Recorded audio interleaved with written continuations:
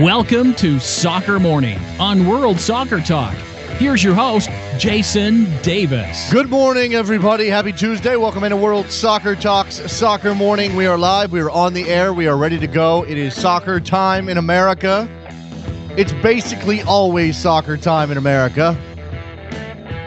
If you are not aware, soccer is the sport of the now. That's what I'm deciding right now.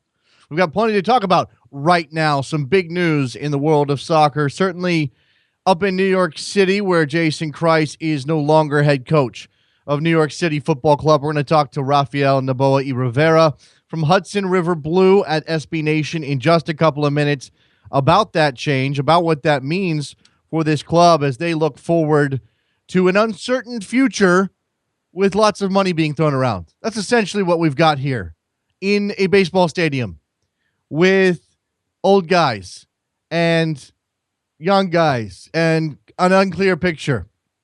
It is interesting times. We have, I think what we've got here is our first MLS club that is operating with a very European mentality. If this has ever happened before, I'm not aware of it. Typically, MLS coaches get a leash that is extensive. There's a net there. That's the playoffs, obviously. But even then, you get to build a little bit. Not necessarily saying that this is a good thing or a bad thing. It is a thing. Let's start with that. New York City FC parting ways with head coach Jason Kreis after just one season. The statement, very interesting in its own right. New York City Football Club can confirm that they have parted company with head coach Jason Kreis. Read, he was fired. The announcement comes following a review conducted at the end of a disappointing campaign. The decision has also been made for Miles Joseph and C.J. Brown to leave the club. Obviously, Jason Kreis' staff there, his assistants. Prior to the start of the season, it was agreed that the coaching team that securing a playoff place was an appropriate target for this year. Remember, expansion team, throwing together an expansion roster, dumping a bunch of money on players who weren't going to arrive until the summer. A win rate of less than 1 in 3 games and a points tally, which was the second lowest in the league, is clearly not in line with the targets that were agreed. Tell me if that does not sound very English to you. Now, I'm not saying it's wrong, but the way it's phrased, the style that this is written in, clearly this is emanating from Manchester.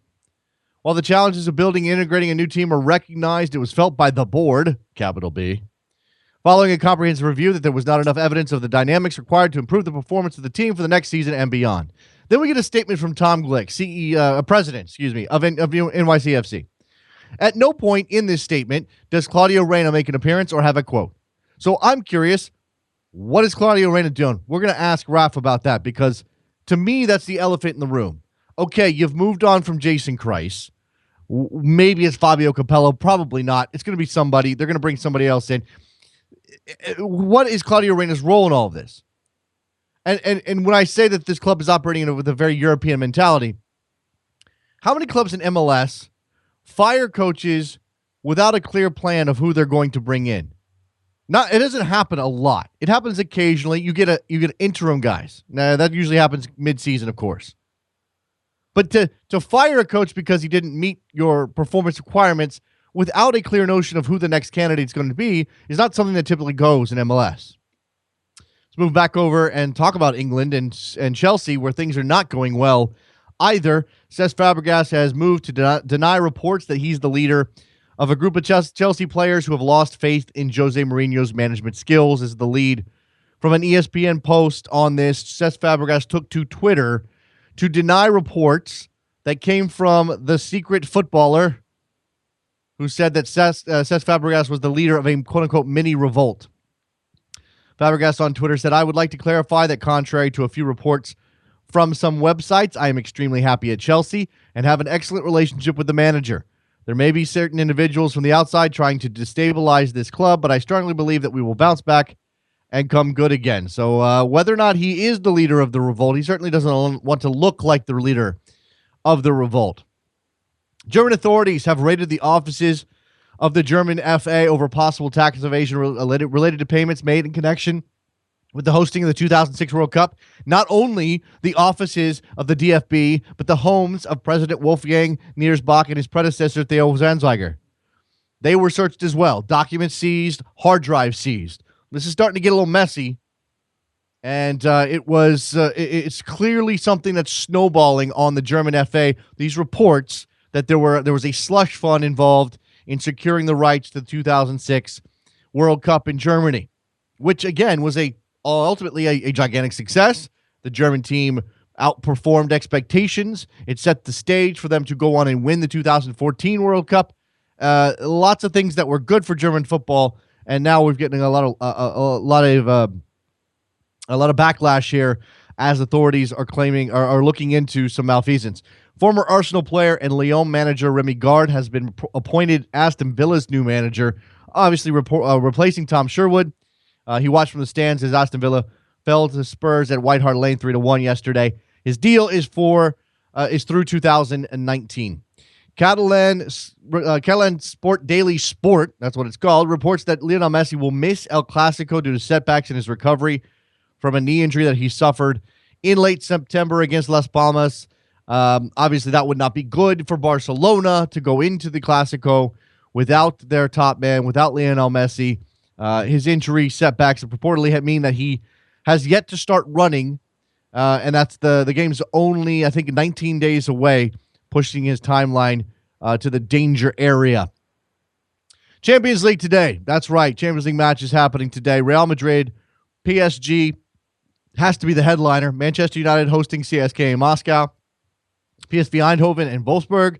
Shakhtar Donetsk and Malmo. That's well, let me break this out for you. FC Astana and Atletico Madrid in Group C. Group A is that Real Madrid PSG match and Shakhtar versus Malmo. Group B, Manchester United and CSKA Moscow, and Eindhoven and Wolfsburg. And then Group C, a little bit later, is Benfica, or starting in the usual time spot of 2:45 p.m. Eastern time. Astana being where Astana is. That game goes off at 10 a.m. Eastern against Atletico Madrid. You also have Group D action. Borussia Mönchengladbach and Juventus, Sevilla, and Manchester City. If Manchester City wins, I believe that they're through to the knockout round. At the very least, a Juventus win and a City win would put them through. Would also put City through. In Group D, obviously City trying to get over that Champions League hump. Maybe this is the year that they finally make some progress towards that goal. All right, let's take a break. When we come back, Rafael Noboa y Rivera from Hudson River Blue will join us to talk about the coaching change at NYCFC. Tumultuous times. Be right back. Talking too loud, but I can't hear you calling.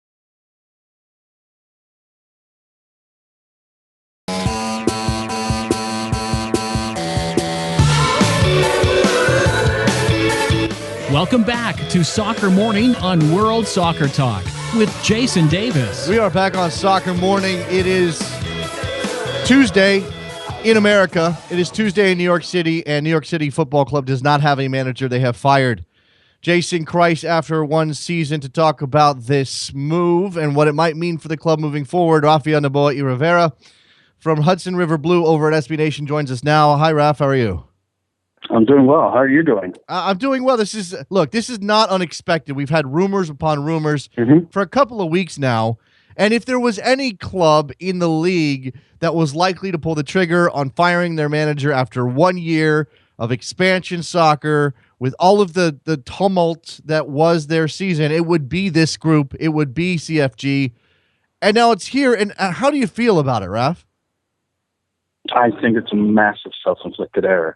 That said, it's actually better that they do this now as opposed to, midway through the season when it would only be even more chaotic. Certainly true. And the thing of it is that, look, I think when you really get down to it, I think about midway, if not 3/4 of the way through the season, CFG, whether that's Tom Glick, or much more likely Ferran Soriano, and the leadership in Manchester City basically came to the conclusion that Jason Kreis really wasn't the proper fit for what they were looking for in a manager for New York City FC. And, they're entitled to do that. They're entitled to go ahead and, structure the club in whatever manner they see fit. The question really is whether, given what we know in MLS, whether that move will result in the kind of success that they're looking for in the short term. Right. I mean, look, there were so many moving parts coming into this thing. And while Jason Kreis, as based on his record with RSL, and that's one team. He had great success with one team, but I think a lot of us recognize the very specific nature of that job and his success there. And I think I was one of those people. I don't think I was the first one. You may have been on this list too, who sort of looked up and went, well, okay, this is a great opportunity. He's stepping up in the world, but is the fit thing, right, Ralph? I mean, how do you not appreciate that from the beginning? Did they think they could mold him into something he wasn't because he's never dealt with I think this that's situation. Precisely true. Okay, I think that's precisely what it came down to. I mean, if you remember, he was basically sent over to Manchester City for nearly a year so that he can go ahead and fit into the system there and sort of absorb whatever kind of philosophy it was that they were looking for to establish with not just Manchester City, but also New York City FC and to a lesser degree Melbourne City, which is their club in the A-League. So, they were basically looking for him to do that. And he clearly, at the end of the day, didn't fit what they were looking for. I mean, what they were looking for was somebody that, would basically sign off on the decisions that, the higher leadership made. And I think it was very clear, particularly, in the summer, in the spring and summer, that Jason Kreis wasn't doing that. He was basically, when he was looking to build the team out, particularly after he got shafted with Frank Lampard, he was looking for a younger DP, and clearly, he didn't wind up with that younger DP. He wound up with Andrea Pirlo. Raf, let me just tip in here because you mentioned it. He went to Manchester for a year and was supposed to learn. He's supposed to learn at the feet of Pellegrini. He was supposed to work with Patrick Vieira, who may or may not be his replacement. We'll come to that. There's Patrick Goulden in Columbus tweeted this out yesterday. With training camp as a divider, Kreis on his learning sabbatical, 388 days.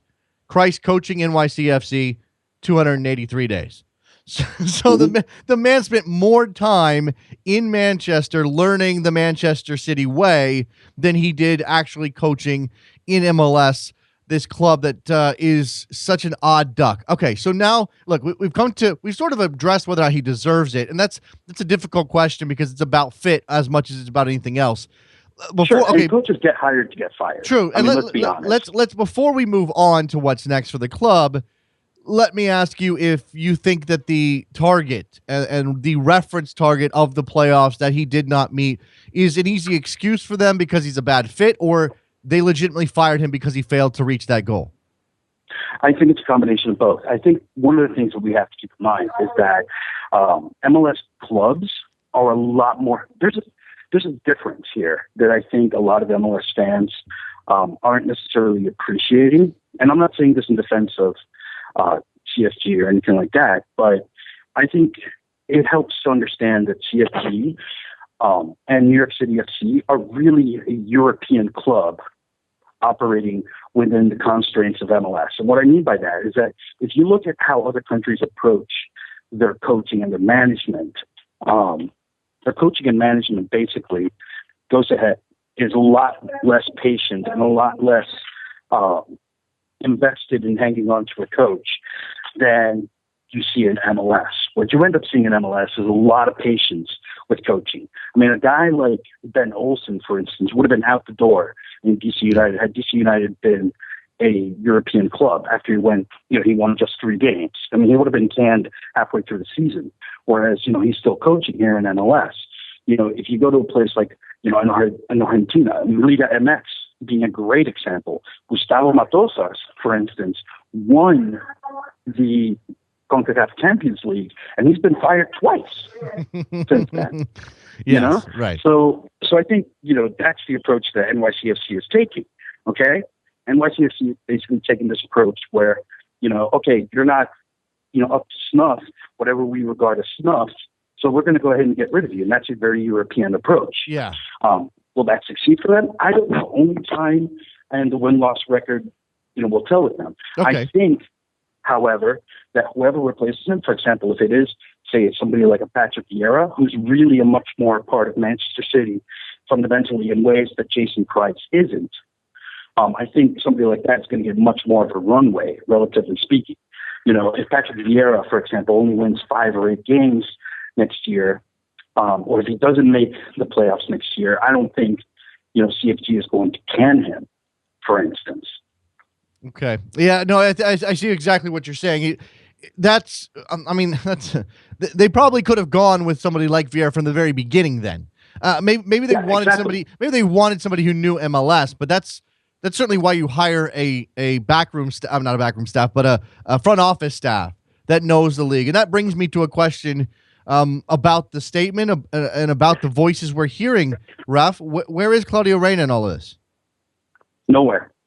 And I think that's really one of the very interesting things that you're looking at. I mean, when New York City brought in Claudio Reyna and they brought in somebody like Jason Kreis, and they're really trumpeted as, bringing in people who were, frankly, part and parcel of that whole MLS establishment.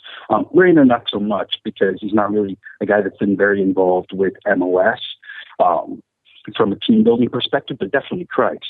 I think it's very significant that, I went back to the statement where in the press conference where they announced Jason Kreis as the head coach, and, Claudio Reyna is all over that, right? And you look at the statement that was issued last night, firing Kreis, and Claudio Reyna is nowhere there. In fact, the one guy that gets quoted there is Tom Glick, who himself is outgoing. He's going back to Manchester City.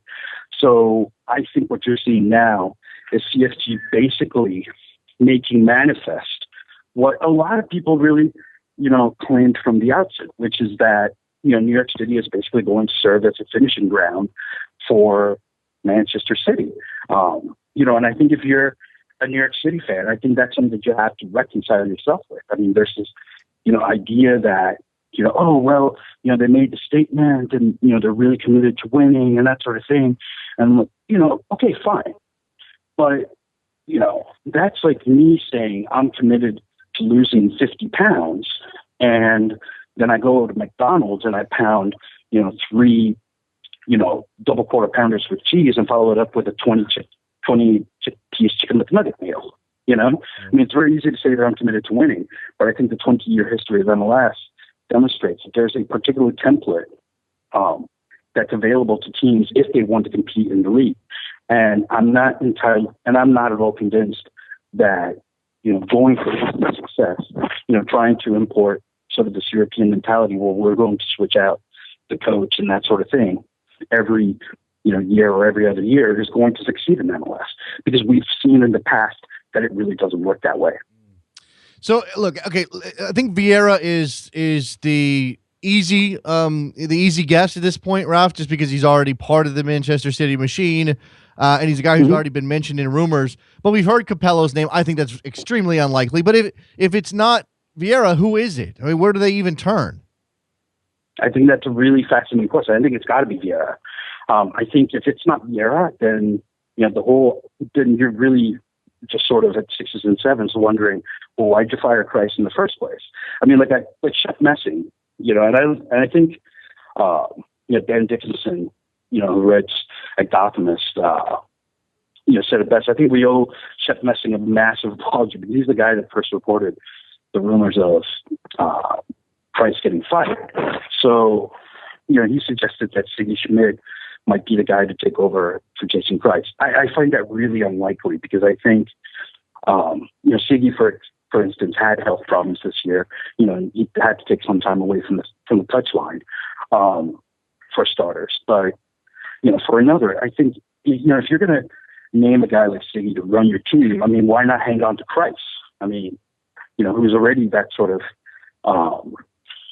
MLS type guy, So you've got that militating against you. I think it's going to be Vieira. I think if it's not Vieira, I think Vieira basically gives you more advantages that you don't get with a guy like Ancelotti, or a guy like Capello. And everything that I've seen, everything that I've read, everybody that I've spoken with over the last couple of weeks, everything just really points to Patrick Vieira taking over for Jason Kreis. Okay. Well, we shall see what happens. It's an interesting time for NYCFC, and that doesn't. Go ahead, Draft. One other thing that I would say, I think that if it is Patrick Vieira that's taking over, I think that's going to be a massive challenge for him. I think if Manchester City really want to see him succeed, they need to surround him. They need to backstop him with people who understand the league. I mean, I know that there's a history of foreign coaches not succeeding in MLS, and we all know that. That being said, it's not, it's one of those things that's true until it isn't true.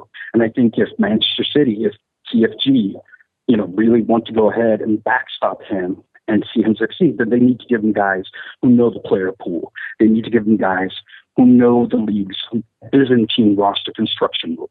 Because otherwise, you're just going to have them twisting in the wind. Yeah. And that's not good for anybody. CFG, NYCFC, or Patrick Vieira. I agree. Rafael de Boa y Rivera from Hudson River Blue over at SB Nation covering NYCFC. Raf, appreciate the time. It's at least you got something to write about this offseason. Boy, do I ever, man. Dude, there you go. I appreciate the time, Raf. We shall talk to you soon. There goes Raf. Let's take a break. When we come back, we'll open up the phone lines on Jason Kreis, on MLS in the playoffs, on the Champions League, on Jose Mourinho, on Lionel Messi, on the tax authorities in Germany doing stuff. Soccer Morning. Be right back.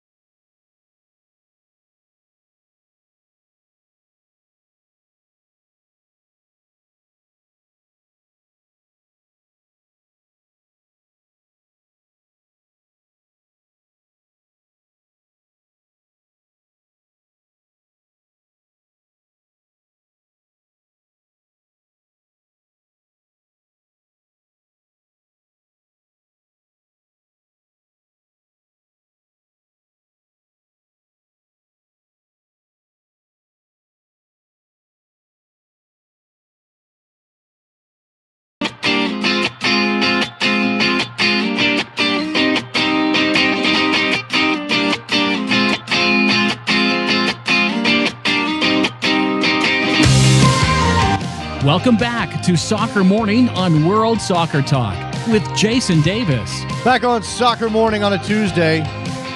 So we've talked a little bit about Jason Kreis, who was fired from his job as NYCFC head coach, and don't believe anything about parting ways, mutually agreed, whatever. No. He was fired. Even if he kind of realized that maybe this wasn't the best fit for him, I very seriously doubt he volunteered to give up his job. I hope there's a buyout. I hope he gets a good amount of money. And the man's going to land on his feet. Jason Kreis is a good coach who's going to land on his feet. There's already a line of people waiting to get a hold of his agent to talk to Jason Kreis about potentially taking over their team. Whether it's Chicago, you know what, Colorado, give him a call. RSL, there are a number of teams who could take a look at Jason Kreis. I mean, Atlanta and LA at least have to be kicking the tires on the idea, even if Jason Kreis probably doesn't want to go back into a situation where he has to take a year off ahead of launching into another expansion team. Phone line's open, 646-832-3909. And, you know, there are a lot of questions here as to whether or not this was about having goals or aspirations that are a little too high for an expansion team. Having the idea that we can make the playoffs in year one is fine. I don't know that you hold your head coach to a standard that means he's going to lose his job if you don't. Tyler in Virginia, you're on the air. Hey, what's going on, Jason? It's been a while, Tyler. How you been?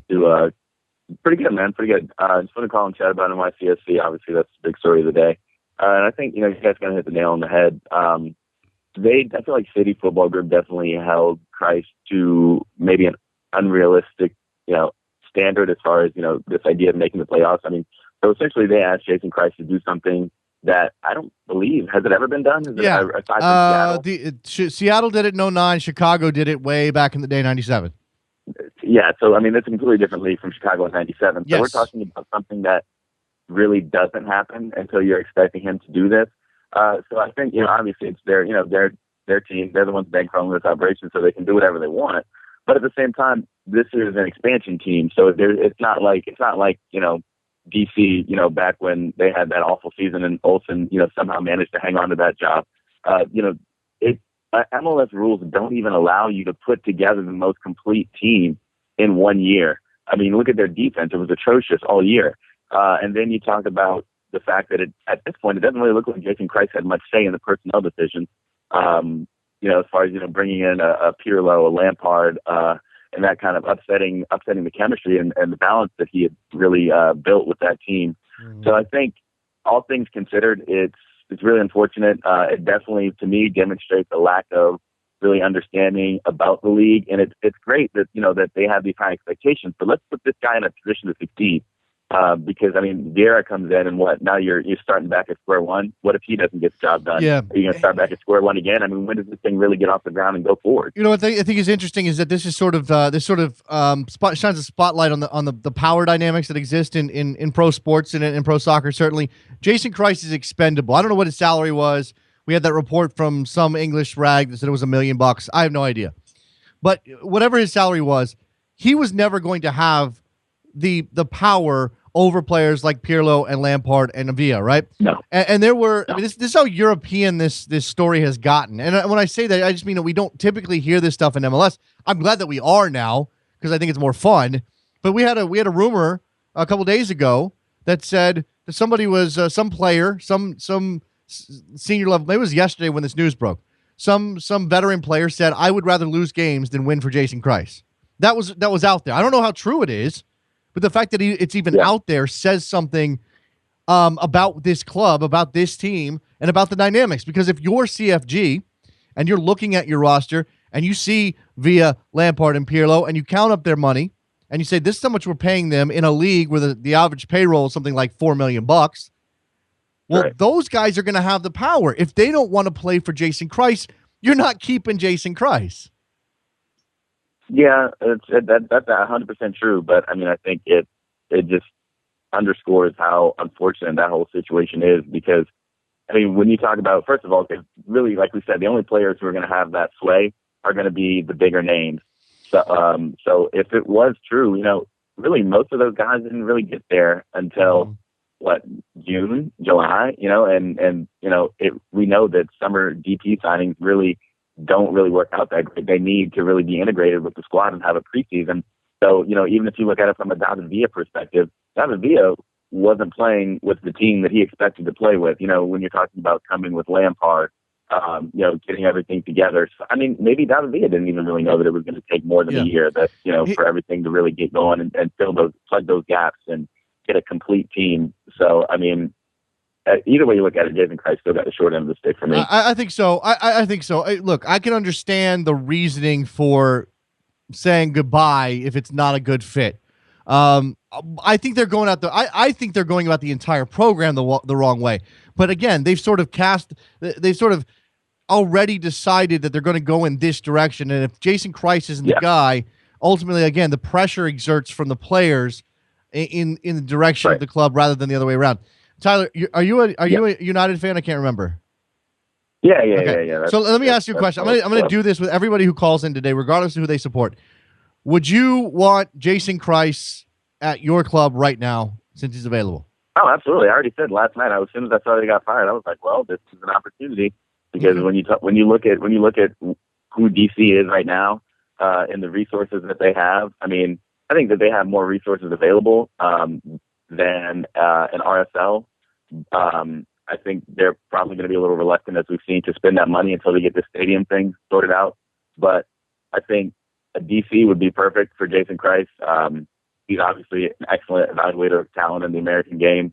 I think Jason Kreis could probably get a little bit more out of the current DC United group. I think that there are some guys that haven't gotten a fair shake under Benny for whatever reason. But, Jason Kreis would be a godsend. Okay, fair enough. Appreciate he's pretty much MLS coaching royalty. Got it. Fair enough. Thank you for the call, Tyler. That's interesting. Tyler would say goodbye to Ben Olsen because Jason Kreis is available. That's interesting. Bill in New York. Bill, if I remember correctly, you're a Red Bull fan, right? Yes, I am. You're not. You wouldn't take Jason Kreis if it meant firing Jesse Marsch, would you? Well, I was just thinking about the three guys that I think are excellent coaches, and I think they're all about the same, like their intensity and the way they go about coaching are Kreis, Petke, and Marsch. Okay. I think all three of them are like maybe from the same mold, and I would take any one of them. Of course, I want Petke first. But those next two are right behind them. Okay, fair enough. What's on? What do you make of this situation besides maybe some Schadenfreude there? Well, I was just calling because one of the unique things about your show is all the callers, and I love hearing all their different points and everything else. And I'm dying to hear how Washington is going to put a good spin on this and say how New York is blue and how great this is, the firing of Kreis. Because when he found a good point about Lampard a couple of weeks ago, saying what a class act it was, him clapping at the end of the final game. I was like, how could Washington, one of your most knowledgeable callers, see through this, not see through this? The guy has disrespected this league more than anybody. Rafa Marquez is like a youth supporter of MLS compared to Lampard after what he did with the whole line thing in the beginning of the season. So I'm curious to hear how Washington is going to twist this around. Calling him out. Say how this. I love this, man. I love this New York calling out New York. I don't know how Washington's going to spin this, but maybe he sees. Look, I think Washington's a positive person in general, Bill.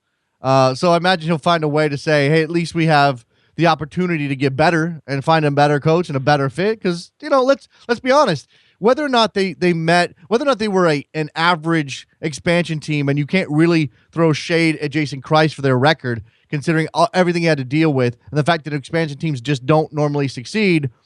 You can't. We all saw it. We all saw how rough this was for him. The power dynamics, the locker room, the money being spent, CFG, whatever Reyna's role is, whatever Tom Glick's role is, whatever Soriano's role is. These things are all part of this. Because I think the one thing it's going to come down to is that Americans don't know soccer. We brought Kreis out to Man City. We tried to make him into an English soccer coach, and it didn't work. He didn't become English enough for us. He had too many American ways and his ways of thinking, and they weren't English enough. So we have to get rid of him, and we have to get an English. We have to get a foreign coach, somebody who knows soccer. Because Americans, we don't know soccer as far as the Man City way of doing things. Interesting take, Bill. You got anything else you want to throw in here? Oh, you know what? I'll talk about one of your other callers. I'll throw it out real quick. Eddie from Brooklyn, who's complaining about the playoffs. Yeah. And the best things in soccer throughout the world are Champions League and the World Cup. And what are both of them? They're playoff soccer. Yeah, playoff soccer is the greatest. Yeah, I'm with you, man. It's only a matter of time until England comes on board, until Germany comes on board, and these leagues will have playoffs at the end of the season. I guarantee it's going to happen one of these days. It'd be very, very interesting. Appreciate the call, Bill. It's interesting. I've said when it comes to playoffs, for me, part of the reason we do it, not only do we have a cultural acceptance of playoffs, a desire to see playoffs, we do it in baseball and football and hockey and everything else, basketball, but because we don't have that gap filler that is the big-time Champions League. We have a Champions League, not quite on the level, if you know what I'm saying. So if we want to have some viable, fun, knockout-type soccer, we need to do something like the playoffs. A two-leg series, that doesn't really help, but whatever. It is what it is. Landon in Salt Lake City, you're on the air. Hey, Jason. How you doing this morning? I'm doing well, my friend. What's on your mind? You ready to welcome Kreis back? You're ready to welcome him back, aren't you? Oh my gosh, yes I am. please send him back. At the same time, because I know he's not going to come back, I don't feel that bad because I'm actually glad to see the person who started the downfall of my team get what I feel that he deserves. So I'm in both camps. I'm really not happy with him. Like I hate him. But at the same time, I would take him back in a second. I'm going to say all is forgiven. Just come back. It's okay. Let's start this whole thing over. Is that really how you feel about his departure? You really feel like? Look, I know he was the first domino to fall, and then it was Lagerwey, and then it was Manning, and certain players leaving him to, Kreis drafting Grabavoy and Wingard in the draft. I mean, that right there was a big part of this. But at the same time, the guy did a lot with a little and felt it was time to move on to a different challenge. Do you really begrudge him that? No, he did. In all honesty, if I was in his position, I probably would have done the same thing. I mean, no one really faults him, but everyone's still not happy with him. You're right. He was the first domino to fall, and that's kind of what did it for everyone is, when he started, everyone else left. That being said, I don't think Lagerwey was going to stay there very much longer. We were bound to lose players anyways. It's kind of, I just said the very first domino, so that's what hurt the most. And the other big thing was, picking up all our players in the expansion draft really shot us in the foot too. So I don't fault them for any of the decisions, but that being said, it still hurts, and we still didn't make playoffs. So I am not happy. Okay, fair enough. But you would welcome him back. My gosh, yes, in a heartbeat. Okay, and this brings up the question of what's next for Jason Kreis, and a lot of people want to draw the obvious connections. They want to go, okay, well, he could go back to RSL where he had his success. He could go to Seattle. Garth Lagerwey's there if Siggy decides it's time to go, because I don't think they're going to fire Siggy, depending on how this thing finishes out with FC Dallas. I think he's still in. Then you obviously have Bill Manning in Toronto now. I don't know that's. I don't know. I mean, maybe Bill Manning suddenly has the thought about it because it wasn't an issue before, wasn't a possibility before. Then there's just the places that need coaches. Chicago being top of that list. Again, I think Colorado would be smart to at least inquire without Pablo knowing.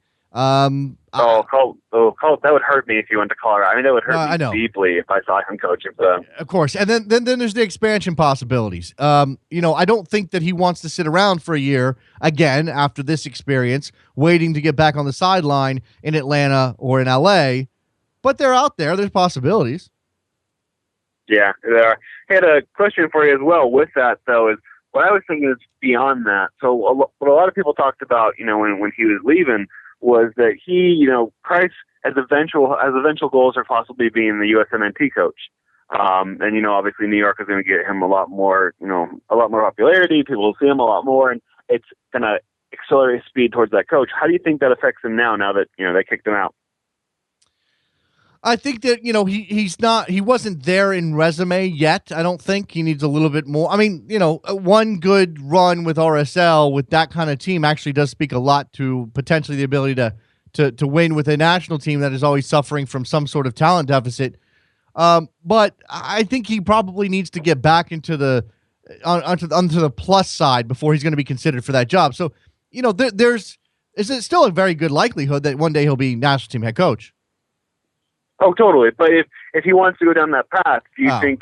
I mean, does he need to go to another big market team, or can he get away with something smaller like I don't Colorado? I don't think that big market necessarily matters in that area. I don't think that being in New York or if he had succeeded would have been all that much of a boon to that possibility. It's more about timing than anything else. So, if Jurgen Klinsmann came to the end of his run, whenever that happened to be, and Jason Kreis happened to be in a good period of success, happened to be on the up or on top, then he's going to be in line for the job, whether he's doing it in New York or Colorado. Now, the reason, and as you said, maybe the reason to take the New York job is because the resources make it slightly easier to succeed, and that's the way you get the timing to work out when the national team job comes up. So going to Colorado may not be a good idea in that area, but it's not about market size necessarily. It's about resources and spending, or smart spending, which we know you can be a small market team in MLS and be successful. Yeah, that makes sense. All right, Jason. Well, sounds good. Thanks, son. And Kreis, I know if you're listening to this, I don't think you are, but we'll forgive everything, man. Just come back. All right, there you go. We're sleeping under the rug. Just come on back. It's out there. All right, thanks, Jason. All right, Landon's putting it out there. Jason Kreis back to about to Real Salt Lake. He'd be happy to have him. Richard in Philly, what's up? Hey, Jason, how you doing? Doing well, my friend. What's on your mind? I guess I tweeted this at you, but I guess I'll just ask you, who's the bigger coach domino than this offseason, Kreis or Pecky? Well, Pecky sat out a year, and he was available. It's not like, it's not like Mike Pecky wasn't available before the season started. I know he got fired at an odd time, and it made it tough. I think Kreis is the domino. Kreis is the first guy. Mike Pecky might get a job, and probably should get a job, and probably deserves a job, but he's number 2 on that list by a good distance, I think. Wasn't Peggy though on a non-compete clause, something like that? That's probably why he sat out the year. Look, if Mike Pecky really wanted to coach, they could have gotten around a non-compete. Non-competes are, generally speaking, non-competes aren't enforceable unless the party who's agreed to them just sort of gives up and says sure, non-compete. Now maybe there was a provision that he got paid if he honored the non-compete, but if he really wanted to coach, they could have gotten around that. But I still think even if that's true, I think that Kreis is still the first guy. Okay, that makes a lot of sense. All right, you got anything else? No, that's it. All right, wait, hold on, Richard, because I've asked everybody already. You're a Union fan, right? Yeah. Okay, you would take Kreis over whoever you got right now, or later. You would take Kreis right now, right? Definitely. Okay, there you go. So we've got thanks for the call, Richard. The only guy who wouldn't take Kreis right now is the Red Bull fan, Bill, and that's because, well, they're doing very well and they're in the playoffs, and Mike and Jesse Marsh has done a great job with them. So he's the only guy that would. Salt Lake City, Real Salt Lake, they take him. Philadelphia, they take him in a second. DC United, Tyler would take him. Robert in L.A. Hey, what's going on, man? Hey, good morning, Jason. I want to talk about the MLS Cup playoff format. And yesterday you had a couple callers talking about it, like when was the right day. And I don't remember 2 years ago it was the RSL Sporting Kansas City one, and that was on a Saturday. And I remember it was like between 2 college football games, because as soon as the game, it went to overtime and then penalties, and then like 10 rounds of penalties, and then they just pretty much didn't show like the whole trophy ceremony. They said go like to ESPN3 and watch it, because they had to go to a college football game. Yeah, I mean, there's just so much. Okay, look, we live in an extremely sports-rich culture. I mean, again, I don't know that people really appreciate how different it is to be in this country with all these big-time sports having to vie for attention and vie for television space, where in a lot of countries, and not all of them, but a lot of them, really, what's competing with soccer? Anything? Not really. I mean, there may be some rugby, and there may be some cricket. There may be some, I don't know. What's the second most popular sport in Mexico? I don't know what it is, because it doesn't matter. Football dominates, right? So they don't have to that sport doesn't have to compete with anything else for attention in this country, with soccer being where it is in our consciousness. We just have to suck it up sometimes. I mean, I would love I would love for MLS to have this primetime slot on the best possible day, millions of people potentially watching because there's nothing else going on, and we could all just sort of, push soccer into a new era via this wonderful platform. But it's not possible, Robert. Well, I understand what you're saying, and I know you were talking about, Trevor and you and some other people have been talking about the format switch, and I'm not sure if that will work. But also, one more thing I wanted to say: do you notice? And I've noticed the past couple of seasons. Do you notice that, like, if a game's on ESPN or Fox, and then after that once the game's over, they pretty much forget about soccer until the next week. Like, if you ever watch like the half times, it's all soccer commercials, and if you're watching like commercial for any other sports broadcasting, if they're a soccer commercial, like all the soccer, so you can't pretty much promote, and then like throughout the week, good luck trying to get promotion in or promo for any soccer. Like, they never talk about, like, on, the Talking Head shows is one thing I'm talking about. Yeah. I know they have ESPN FC, but they talk about mostly European soccer. Look, it's a struggle, okay? And I'm not even lamenting it and whining about it and, oh my God, nobody cares and people should pay attention. And it just is what it is. I mean, when I line up my SiriusXM show every day, and if you're not subscribed to SiriusXM, you should be, because SiriusXM FC is very cool. When I line that show up to every day, and my job there is to be the American soccer guy, okay? It's sort of we on this show we cover all kinds of stuff. I do the news from around the world. We talk about Mourinho. We talk about the Champions League. That stuff's all great. And I love talk. I'm glad we have this platform to talk about that stuff. When I go to SiriusXM, I'm the American soccer guy. We're talking American soccer topics, and I realize that I'm climbing uphill, Robert. That this is, generally speaking, the people listening to that station, they care about the Champions League. They care about the Premier League. They might not care about MLS, or if they even have a notion of caring about MLS, it's definitely not on the same level as their Champions League love or their Premier League love. And again, I'm not whining about it. I'm just saying that it sort of is the condition, and that means, but that doesn't mean we quit. That doesn't mean we stop trying to make people care. And I may not be able to sell MLS as the best soccer in the world, but I can certainly sell it as entertaining and different. And what's wrong with different, Robert? No, nothing. It's unique. There you go. I like unique. You're unique, Robert. You call in the show all the time. Appreciate it. All right. Yes. One more. Okay, thanks for taking. One more thing I want to say real fast, Jason. Yeah. Okay. You know how you had a previous caller talking about how this playoffs are going to move on. There's they do have playoffs like in like the championship, the second division, and which is entertainment. I just wish that type of entertainment that was paid attention to. They use that, and I just hope that this format works. And that's all I want to say. Thanks for taking my call. Okay, Robert. Yeah, look, I mean, obviously the playoffs to determine a champion are something that we do, and Mexico does, and the Aussies do, and who else? Is there anybody else? Is that it? Is that the list? That may be at least in terms of the higher profile countries. That may be the list. The United States, Mexico, Australia. If I'm missing anybody that does playoffs to determine champions, let me know, because that's obviously the rub for a lot of people who are traditionalists in the sense that they want a single table to determine a champion. That the issue isn't you have playoffs to do something, but it's that you have playoffs to determine your top team of the year, the team that gets to celebrate the most with all the champagne and the big trophy. That's the issue. All right, on Twitter, we got phone lines are open, 646-832-3909. Jump on in. On Twitter, a couple of things here. Michael on Twitter, the NYCFC quote was a Chelsea joke. It wasn't a real quote. What quote? What quote are we talking about? Oh, I'd rather lose games than win with Kreis? Okay, fine. We'll leave that aside. Somebody tweeted it like it was serious. I will obviously demur if I'm wrong. Jeff on Twitter.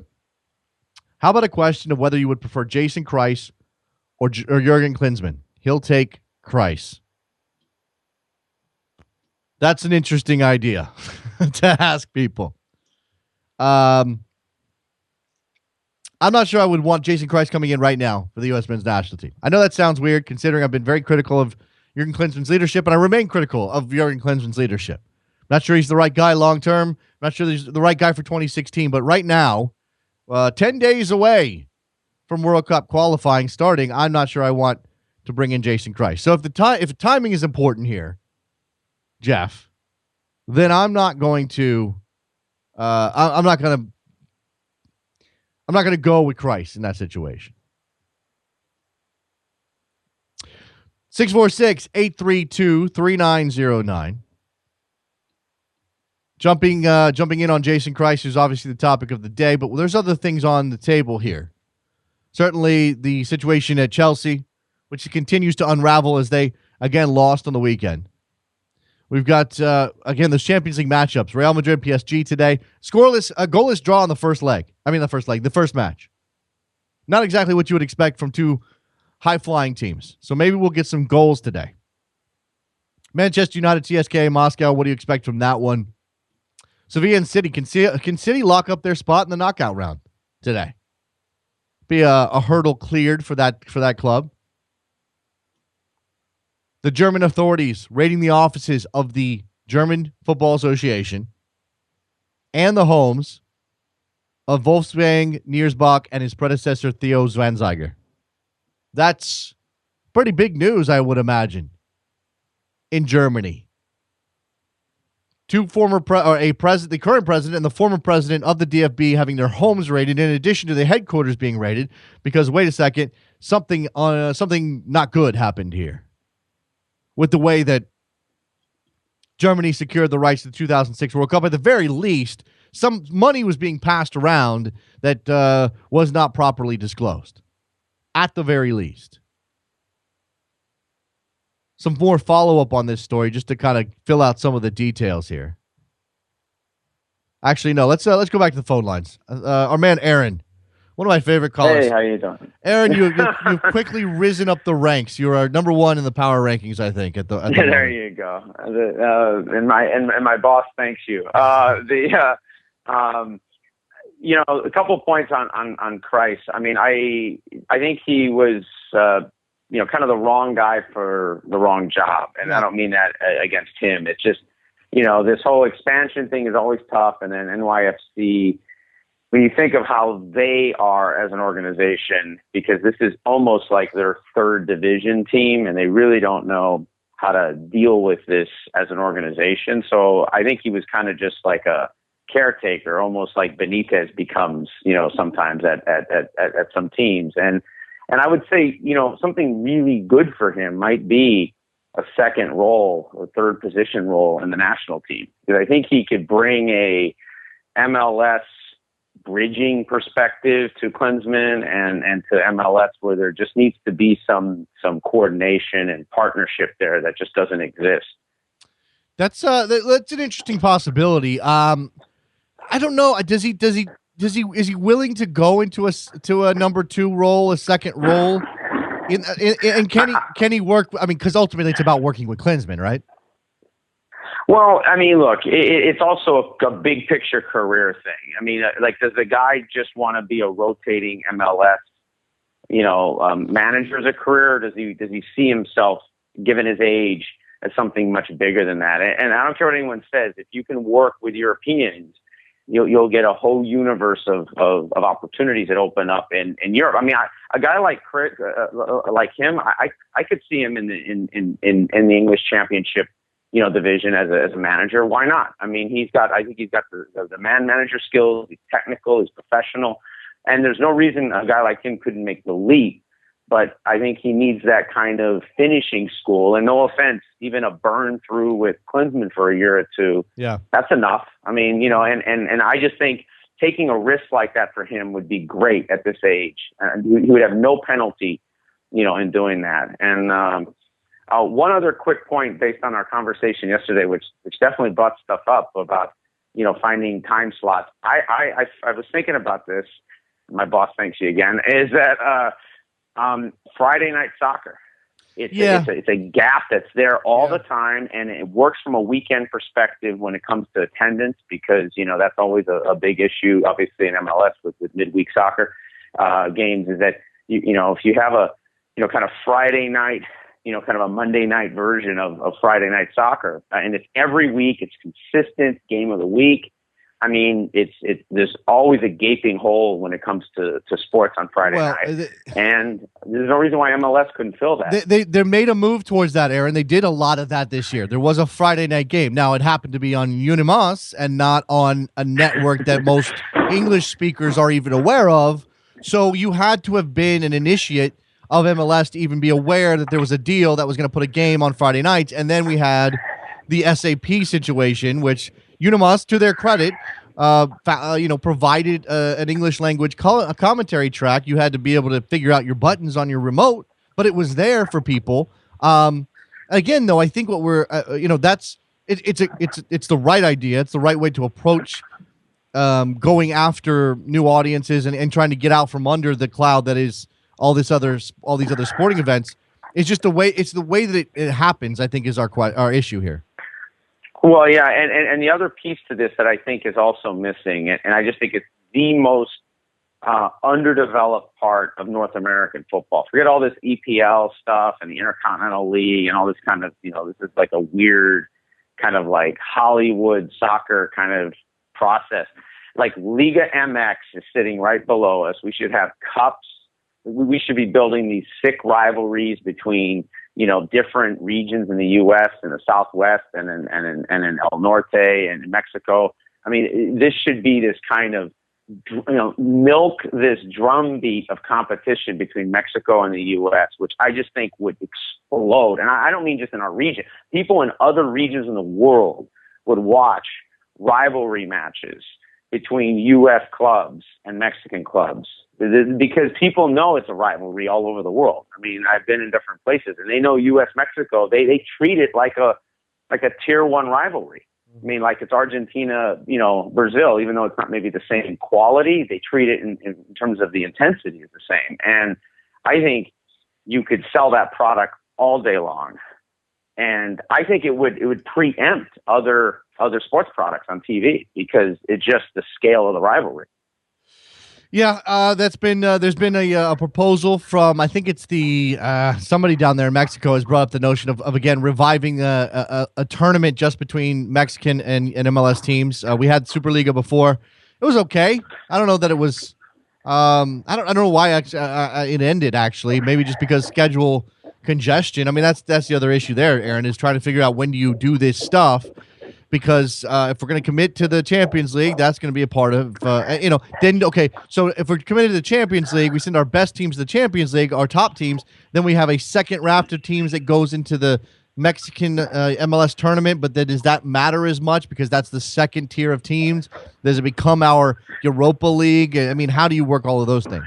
I mean, I guess the way I look at it is it becomes kind of like the FA Cup, so to speak. It's, so, and I don't mean today's FA Cup, but maybe the one, 10, 20 years ago. There will be teams that take certain rivalries very seriously because either they're never going to be great in the Champions League or there's just deeper connections in the population, between LA and, could you imagine LA and Tijuana? I mean, could you just imagine that derby? They played, they played in the Champions League and it was pretty good. Yeah. Yeah, and if you did that on a regular basis across, the whole region, back and forth, I mean, it would just be epic. And you start getting, obviously, the whole traders and the players start, obviously, like anything in life, they start becoming friends. They get transferred to each team, and everyone loses their mind, like Boston, New York. And you really, I just think there's something there that if it gelled, you put about 4 or 5 years in, it would explode, and it would be a great product. And if you had the linkage on the Friday nights, I just think it's a doable thing here that isn't about finding the magic wand and billions of dollars. That's already just in place. You just need guys like Garber and the head of Liga MX to just basically say, hey, let's try this next year or 2 years from now, whatever. I think we may see some things on the horizon in that area, Aaron. I mean, I think MLS has to be careful sometimes and while I understand that you're always looking for new avenues and opening up new markets and all of that stuff, I think, some of what MLS has dealt with over the last 20 years is just being such a transitional sort of operation that everything's changing all the time. Maybe we should do the same thing for a couple of years to kind of build up the tradition, the repetition, get people used to this being how things work. You know what I'm saying? Yeah, no, I mean, there's a fair point around continuity and consistency that's missing. Yeah. It's a balancing act. It's a balancing act. We'll see exactly what goes on. Aaron, appreciate the call, man. Thanks so much. Great. Thank you so much. There goes Aaron in Jersey. Good stuff from him. As always, all right, looks like the phone calls have dried up. You've said your piece on Jason Kreis. I will continue to ask you, and I'll put it out there on Twitter. Hit me up at DavisJSN or at Soccer Morning. Would you trade your current head coach, whoever it is, for your MLS team for Jason Kreis right this second? I didn't ask Robert in L.A. I meant to ask Robert. Robert, hit me up on Twitter. Would you trade your current head coach? I'm going to ask everybody. I don't care if it seems ridiculous or not. Would you trade your current head coach for Jason Kreis right this second? Because he's available now. He's out there. He's doing his thing, looking for a job because he got fired or they let him go or they parted ways. However they want to say it, it doesn't matter. It's all semantics because he's no longer the head coach.